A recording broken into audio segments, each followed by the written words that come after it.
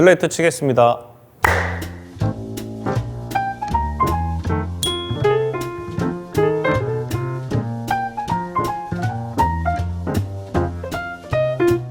힙컬은 말 그대로 힙한 로컬을 만들고자 만든 그 법인이고요.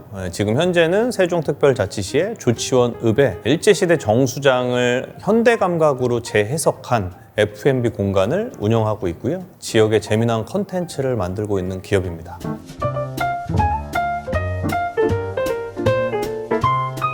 사실 오랫동안 저는 여행업에 있다 보니까 제가 창업을 한다든지 더더군다나 지방에 내려가서 산다든지 이런 거에 사실은 큰 관심이 없었었는데요. 그래서 오히려 외국에 더 많이 거주를 하게 되고 여행도 이제 주로 외국을 다니다 보니까 사실은 정작 우리나라 로컬 잘 몰랐어요, 솔직히.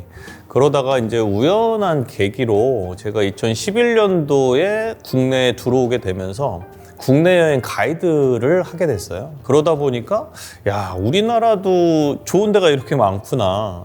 그때 이제 로컬이라고 불리우는 이런 데 이제 눈을 뜨게 된 거죠, 사실은.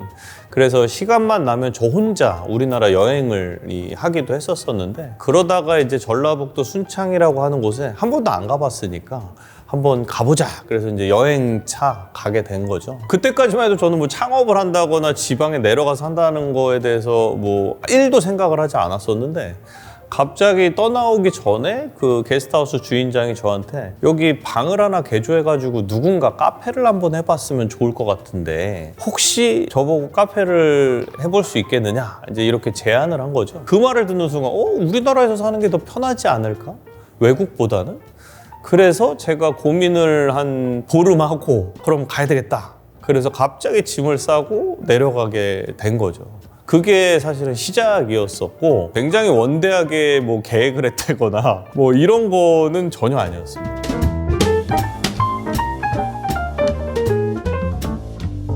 제가 이제 쭉 여행업뿐이 몰랐기 때문에 그러다 보니 사실은 다른 업을 제가 상상할 수는 없는 상황이었고, 그래서 지역에 내려왔는데 제가 국내 여행을 계속 다니면서 느꼈던 거는 아니 이렇게 좋은 곳을 왜 사람들이 안 오고 모를까? 많은 사람들은 안 오는 이유가 볼 게 없어서 안 온다고 이야기를 하거든요.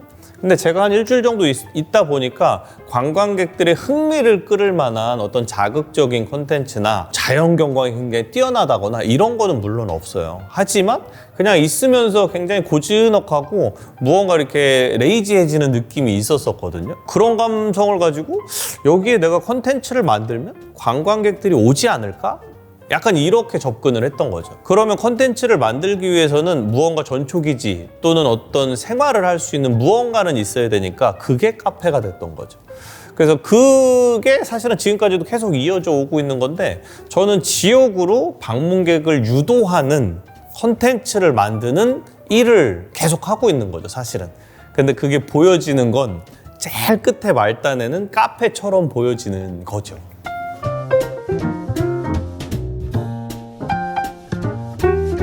처음에 제가 그 순창에 카페를 오픈하게 됐었을 때는 4평짜리 아주 작은 카페였어요. 그래서 그 공간의 이름을 처음 지을 때 어떻게 해야 되는지 고민을 굉장히 많이 했었었는데 2000년대 초반부터 이렇게 지나가면서 여행을 다녀왔던 분들이 카페를 차리기 시작하는데 그 카페를 여행자 카페라고 명명해갖고 하는 경우가 굉장히 많았었거든요. 근데 저는 그 여행자 카페라는 말이 참 싫더라고요.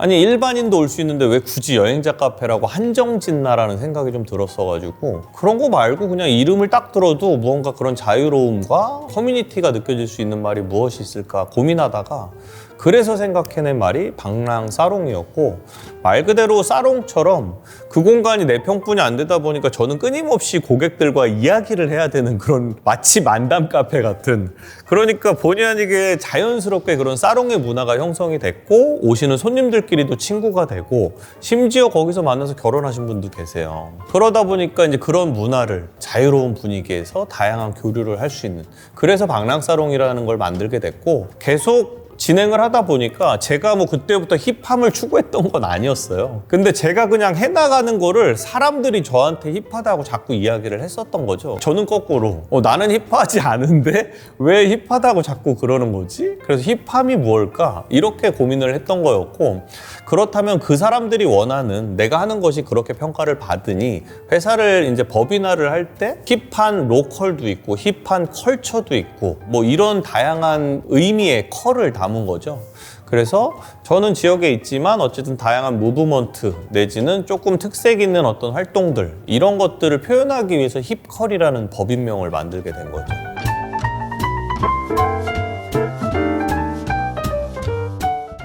일단 제가 처음에 카페를 오픈하게 된 계기 자체가 여행객들 또는 방문객들 어떻게 하면 늘릴 수 있을까를 고민했던 건데, 여행업의 측면으로 보자면 사실은 페스티벌만큼 집객력이 높은 행사가 없거든요. 그래서 페스티벌을 한번 만들어 보자라고 고민을 했던 거고, 근데 뮤직 페스티벌이면 좋겠다. 근데 어떤 뮤직을 할 것인가? 갑자기 여기서 무슨 힙합 또는 락 페스티벌을 할 수는 없잖아요.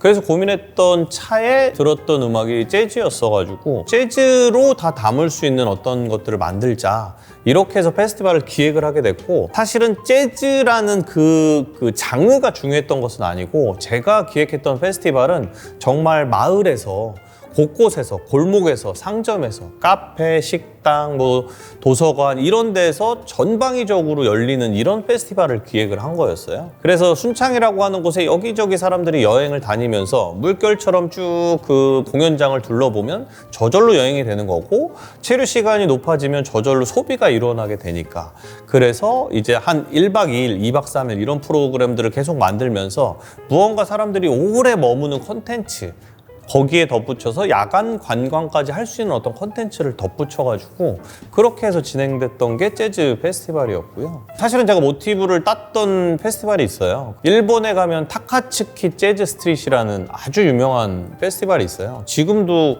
한 지가 20년이 아마 넘은 걸로 알고 있는데, 거기가 그 타카츠키라는 동네 전체를 그렇게 브랜딩해서 재즈 페스티벌을 하고 있어요. 근데 그것만으로도 그 동네가 굉장히 유명해진 이런 전례가 있어서 저는 사실 그거를 모티브로 생각을 했었었고, 해보다 보니까 솔직히 시골은 저녁에 한 7시, 8시 넘어가면 심지어 식당들도 문을 닫게 되니까 저녁 때 사실 청년들이 놀 게 없어요. 그래서 제가 그때 기획했었던 게 그 사일런트 디스코라고, 블루투스 헤드폰을 다 쓰고 있으면 디제잉 박스에서 디제잉을 하면 조용한데 본인만 클럽에 와 있는 것 같은 이런 게 있거든요. 그래서 그거를 그 시골에서 한번 기획을 했었었죠. 굉장히 충격적이게도 주변에 할머니들이 너무 좋아하셨어요.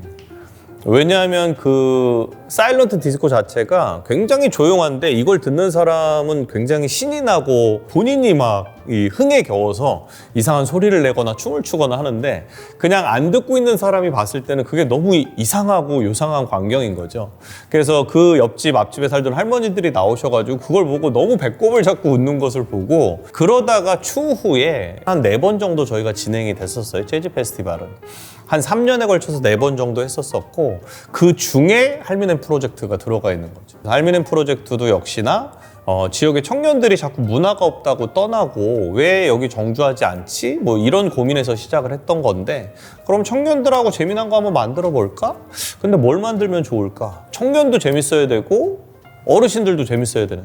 근데 그 포인트를 제가 그때 경험했었던 사일런트 디스코에서 찾았던 거고, 그러면 우리가 영화에서도 나오는 할머니들이 랩하는 것도 있는데 이런 걸 한번 해보자 라고 했는데, 사실 그거를 저는 몰랐는데 실제로 한 사람은 없더라고요.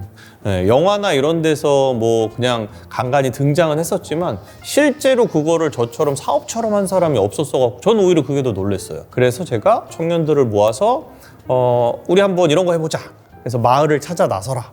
그래서 그 두 마을을 찾아 나섰고, 어떻게 보면 면대항 할머니들 랩 배틀 경연대회가 됐었던 거예요.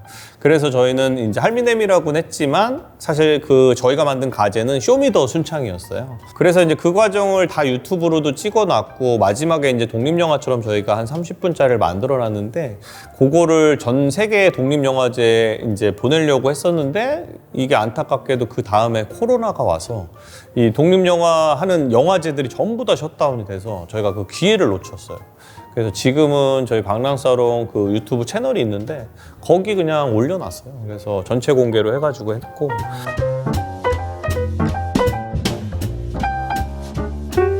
조천으로 옮긴 것도 그 컨설팅 때문에 시작이 된 건데, 제가 다양한 활동들을 하게 되면서 지역의 유휴 공간들을 활용한 어떤 비즈니스를 계속 해오다 보니 우리나라 전국적으로 시행했던 도시재생 사업하고 맥락이 맞았나 봐요. 그래서 도시재생 관련된 분들이 저를 굉장히 많이 초빙을 했었었는데, 당시에 세종이 도시재생을 전국에서 가장 많이 하는 곳 중에 또 하나였어요. 근데 어떻게 소식을 듣고 직접 찾아오셔서 이쪽에 어떤 프로젝트에 대해서 좀 컨설팅을 해줄 수 있겠느냐라고 이제 문의를 주셔서 제가 처음 오게 됐죠. 2020년도에 이제 조치원을 오게 됐는데, 저희가 이런저런 조언을 하면서 오히려 저는 거꾸로 조치원에 되게 재밌는 곳이네, 가능성이 많은 곳이네, 이런 생각을 하게 됐었고, 사실 순창에서는 이제 5년 동안 있으면서 해볼 수 있는 걸 거의 다 해봤다고 해도 과언이 아니었어요. 그러던 차에 지금 있는 문화정원이 민간인들한테 관리 위탁을 맡기는 용역이 나왔었어요. 그래서 이제 제가 그때 같이 했던 친구들과 함께 우리가 이걸 같이 한번 도전을 해보자 해가지고 5년간의 관리 위탁을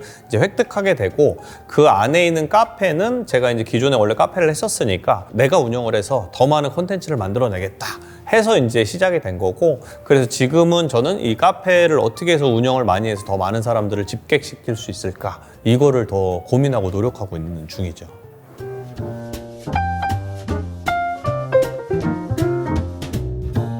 저는 사실은 서울이 고향이고 서울에서 평생을 살았던 사람의 입장으로서 서울은 너무 개성이 없다고 해야 될까요? 그런 걸 많이 느꼈어요. 그냥 뭐 힙한 어떤 골목들이 조성이 되면서 정말 돈을 너무나도 많이 투자한 그런 카페들이 들어오면 사실은 작은 개성을 가진 작은 카페들은 살아남기가 쉽지 않거든요. 근데 지역을 내려와 봤더니 일단 언어가 다르잖아요. 사투리를 쓰고 있기도 하고 그 지역만의 특징들이 굉장히 강력한 것들을 다 갖고 있더라는 거죠. 더더군다나 지금은 정부 사업들이 그런 자원들을 가지고 어떤 비즈니스 하는 사람들을 더 응원해주고 지원해주고 하는 사업들이 많이 생기면서 저희 같은 사람들이 각광을 받게 되는 거죠. 저도 이제 심사도 가고 컨설팅을 다니면서 이 지방의 다양한 자원들을 가지고 요걸 사업 모델로 만든 팀들을 보면 너무 재밌어요. 그래서 이 도시권, 서울 수도권에 있는 사람들이 자꾸 지방을 내려오고 하는 이유도 이런 가능성과 기회들을 계속 포착하고 있는 것들이고, 서울에서 찾기 힘든 이런 재미난 포인트들을 찾기 위해서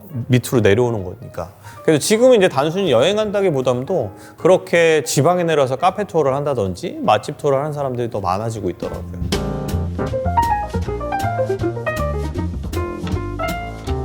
글쎄, 왜 주목받고 있느냐 보다도 제가 느꼈을 때는 제가 로컬에 내려와 보니 기회가 굉장히 많이 부여가 된다고 느꼈어요. 이거 요렇게만 하면 조금 더 반짝반짝 할 수 있을 것 같은데 하는 이런 기회들이 제가 봤을 때는 경쟁이 조금 낮아서 그런 게 아닐까? 라는 생각이 들더라고요. 서울은 같은 사업을 하더라도 경쟁자가 너무 많아요. 그래서 내가 도드라지기가 너무 힘든데 인구가 더 적은 로컬에 들어가서 무언가를 했더니 금방 드러나게 되는 거죠. 그래서 저는 점만 찍었는데 이게 점점 커져서 덩어리가 될 수 있는 곳이 로컬이라고 저는 봤고요. 저희가 이제 순창에 있다 조치원으로 넘어왔지만 여기는 사이즈가 조금 더 컸던 거죠. 더 많은 기회를 저희가 창출할 수 있게 됐고, 그러다 보니 이제 연결되는 것들이 굉장히 많아졌어요. 그래서 지금은 로컬이 너무 각광을 받고 있어서 로컬끼리의 네트워킹 또는 로컬끼리의 연결이 굉장히 많아지고 있고, 우리가 다 각자 지방에 살지만 서로 다 연결되어 있어요. 그래서 아주 단단하게 그들이 뭐 한다고 하면 서로 가서 응원해주고 가서 함께 해주고 이런 현상들이 지금 벌어지고 있거든요. 그러니까 서울 수도권을 제외한 나머지 분들끼리 일종의 연합같이 그러면서 서로 간에 이제 지방살이를 하면서 느끼는 것도 토로하기도 하고, 이러다 보니까 더 재밌어지고 상품도 다양해지고 더 많은 사람들이 내려오고 있는 중인 것 같아요.